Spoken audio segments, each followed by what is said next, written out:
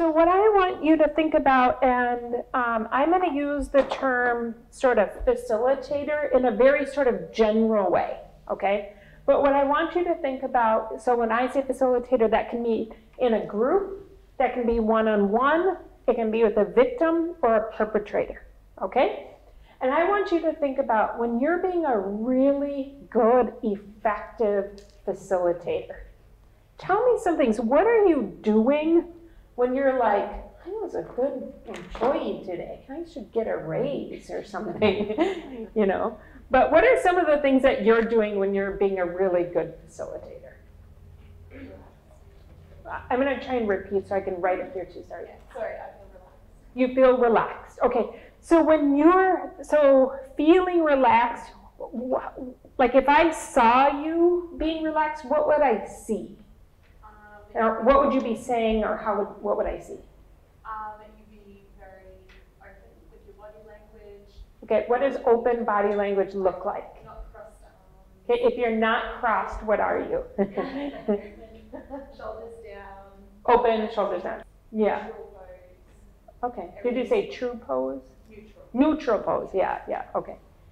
So one of the things, I'm not like picking on it, but a little bit what I want to challenge you all to do and sort of how we think about dialogue is we have this notion that she's saying some words, and as the facilitator, I can't assume what she means by them, right? So I want her to describe a little bit more, so I don't want you to feel like if I do the same thing with you, I'm picking on you or anything, but I'm just trying to understand when you say that. And then the other thing just to know is, so often when we describe something, we say what it's not as opposed to what it is, which is also a little challenge for us. So I will probably challenge you, and that's okay, but this is part of how I learn, how you think, and that sort of thing. And it's a way in which we think about what dialogue is in that sort of way. So, okay, so relaxed. You said open pose. And you said you said something about your shoulders. Shoulders down. Okay, great. Okay, what else? When you're being a really good, effective facilitator, how are you being? Okay, so what does that look like? If I saw you doing active listening skills, what would I see you doing, or what would you be saying? Did you say nodding head? Yeah. Okay, nodding head, questions. Okay, eye contact.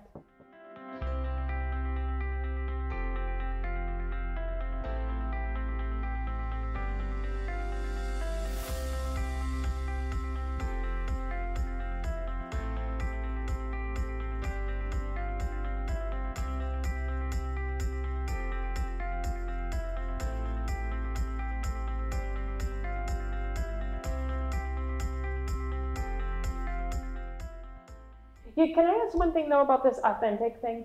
How much in your field of work as practitioners, do you get any messages to not do that, though, because you're crossing some professional boundary? Do you ever get that message, like at all? Is there any of that going on in your space? That's good to hear. Because I hear a lot, right, like how about, do you ever get the message of like not sharing your own stuff?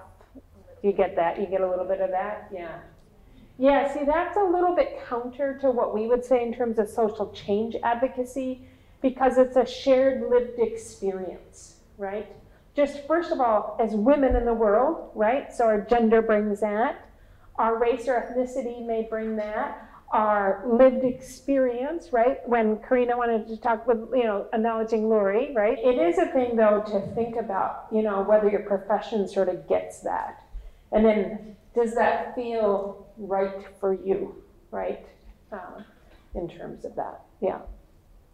So can you say a little bit about when you're doing this, when you're being this great facilitator, what's your intent? Why do this? Why do you do this way? You want to create a safe space where people feel comfortable to share their story and not feel judged. We don't want to re-traumatize. Yeah. Yeah, so if you don't want to re-traumatize, what do you want to do besides create a safe space? Just create somewhere where people feel comfortable to Okay. share as much information as they feel comfortable. Yeah. Yeah. You want them to feel comfortable? Yep. Great. Connection. Yeah. Connection, yep. You want them to feel that? Yep. What else would be your intent for doing it this way? Anything else you would add? Maybe to show them that you care and that they are. Yep. You want to show you care and that they matter. Yeah. To validate, yeah. Mm-hmm. Yeah. I would also say, like, as a part of safety containment, this idea that it's going to be safe and contained in this Oh, space. okay. So it's like confidentiality as well. Okay.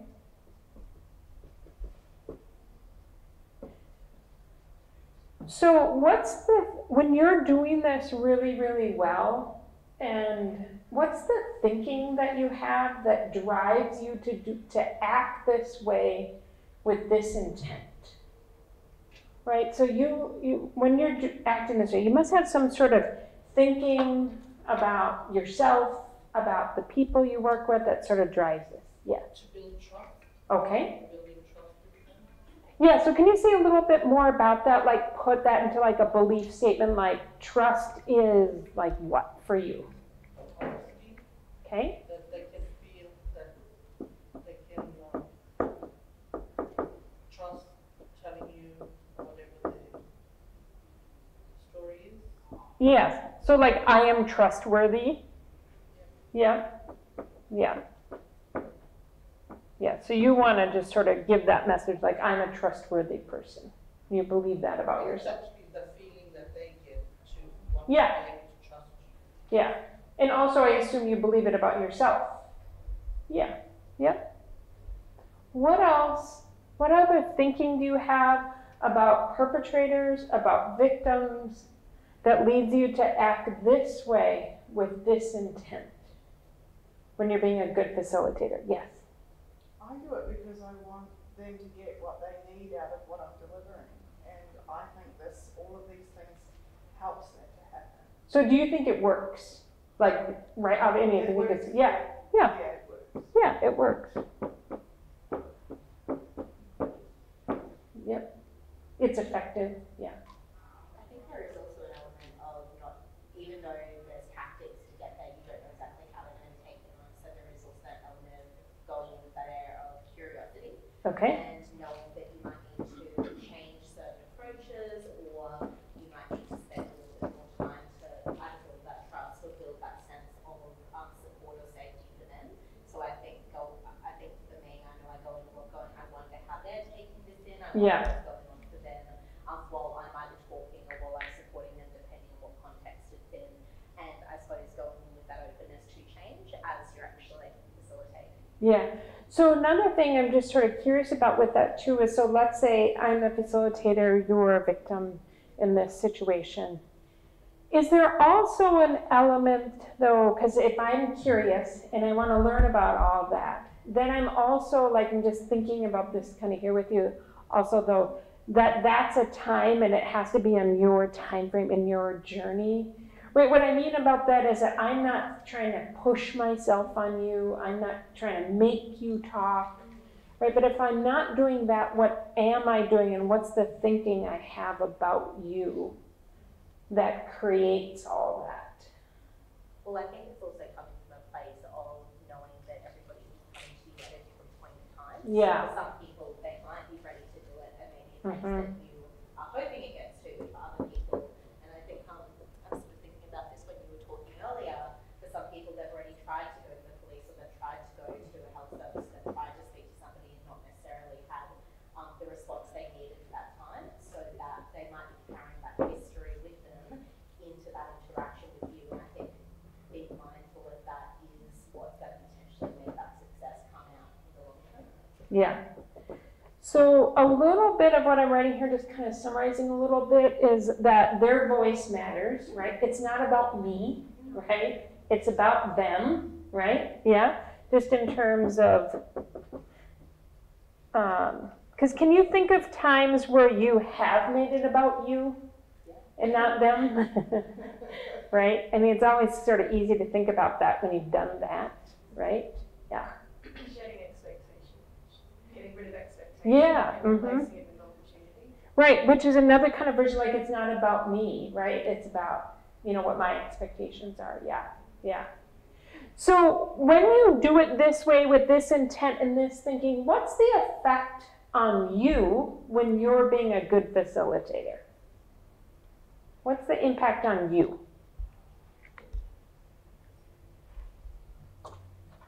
Relief. There's a relief. There's a flow. Yeah. There's a flow that you know that you're really quite comfortable. Okay. You're comfortable. Yep. The other thing I was going to say about is that when you facilitate, you're also you bear witness to someone's pain. Yeah. Whatever it is that they bring into you, whether Yeah. it's part of the workshop or not. So that is that bit that we say their voice matters, because at the end of the day, you might have a workshop that's got all this. Yeah. To get through this, but if someone is there and they need to go, hey, this is my story, I want you to hold this. Yeah. And you're going, yeah, great, but I'm just going to go to the next point. So you really know, you need to know how to hold that. Yeah, so would you say that the flow impacts them also, not just you? Is that, yeah, conducive to both? Yeah. Yeah, Yeah. you get connection. You get connection? Yep. Okay, so you feel more connected to them? Okay. Our brains are connected. Yeah. Okay. What's the impact on them, on the perpetrator or the victim when you're being a great facilitator? They feel heard. They feel heard? Okay. Yep. Validated. They feel validated? Yep. They feel hopeful. They're hopeful? Yep. They're armed with a bit more. They what? Armed with information. Yeah, so they have information. Yep. Yep. Yeah. So why don't we do this all the time? What keeps us? So this is a question for you to ask yourself, and I want you to reflect on. But this is all great, right? And I know for myself, I know when I'm doing this, but I also know when I'm not. So what gets in the way for you for being in true dialogue with someone?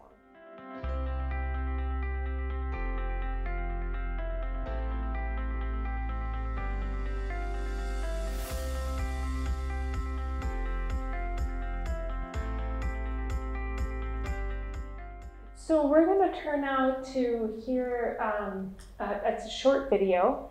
It's my mentor, Ellen Pence, who started the Duluth Model Program. It's a short little clip, but part of what Ellen's talking about in this clip that I love so much is to think about how much our training and the rhetoric of the academia or profession sort of drags us to talk with people.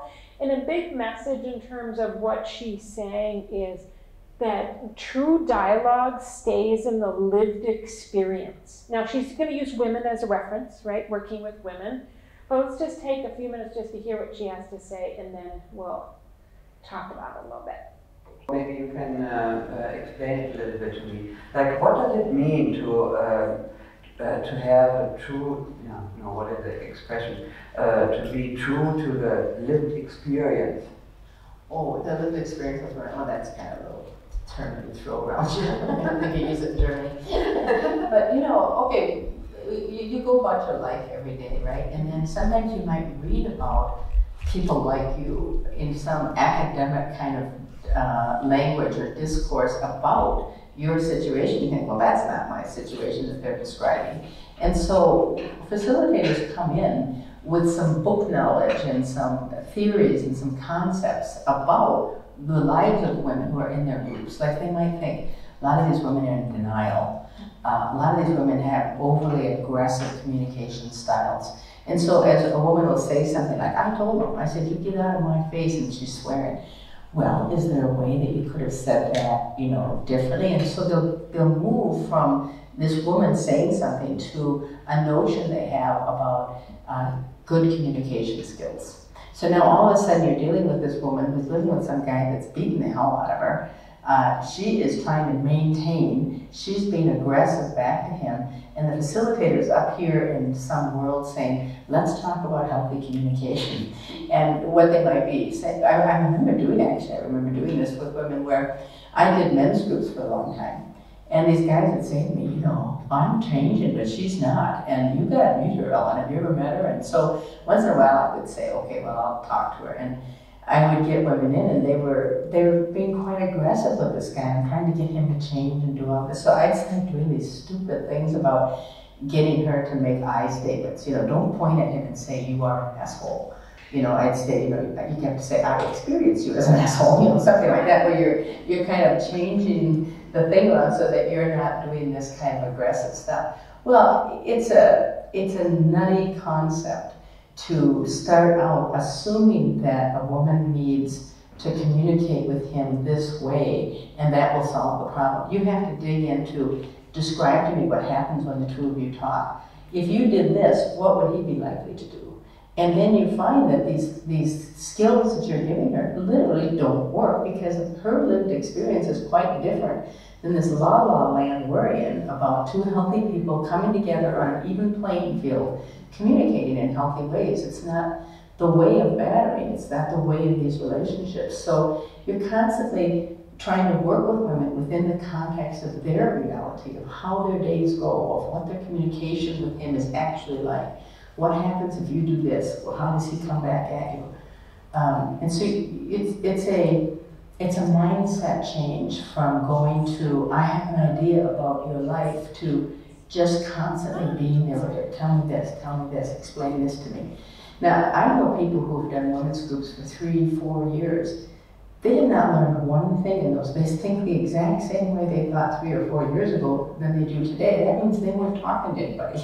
They were telling women what to think and telling women how to be.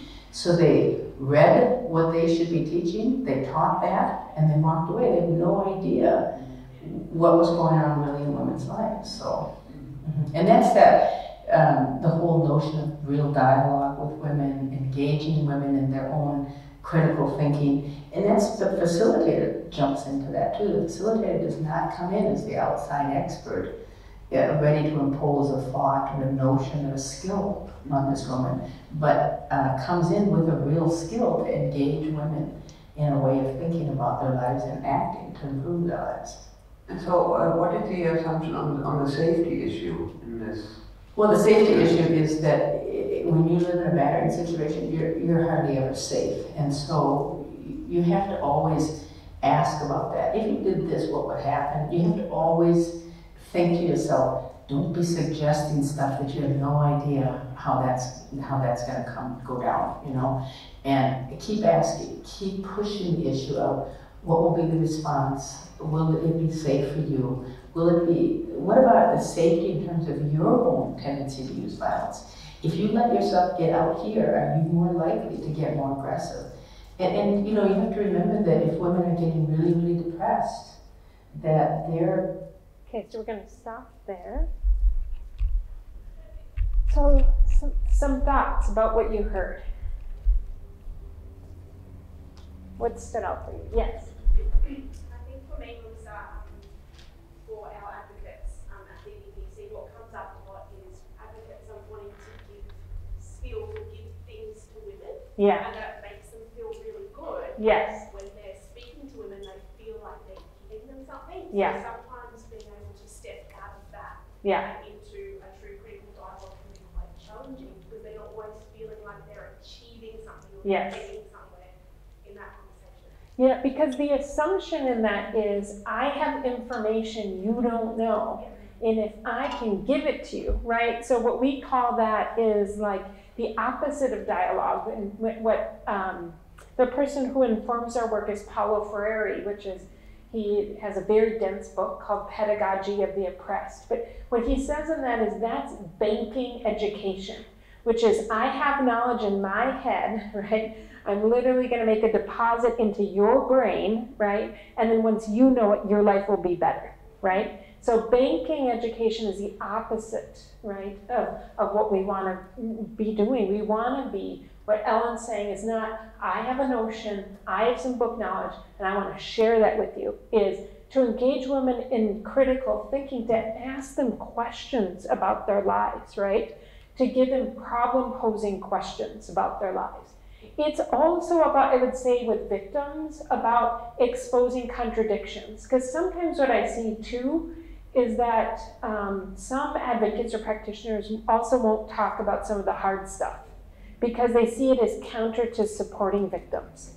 And so what dialogue would say is that what our role is with perpetrators or victims is to respectfully challenge, right? So tell me about, like, when you think this, how do you see this happening, right? Also, do you see the same thing I'm seeing, that these two things seem an opposite, right, of that? So the example I always give, which lots of practitioners know, is when she says, well, he's a good father. Okay, you just told me about all these things he's done, right? So what I don't want to do in that is say, well, you're wrong, right? What I want to know is, tell me what's a good father for you, right? Tell me what that looks like. And then tell me how you put together for yourself, right? I'm really curious about, you told me all these things he's done.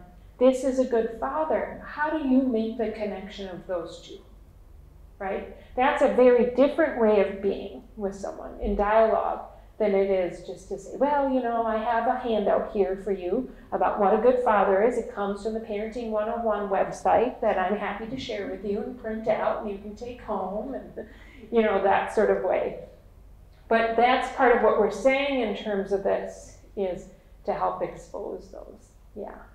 Okay, so we're just going to leave these questions for you, which is for you just to think about what affirms your thinking about using dialogue as a method, what challenges you in terms of this, and to think about when you're not in dialogue, what are you doing instead of it, right?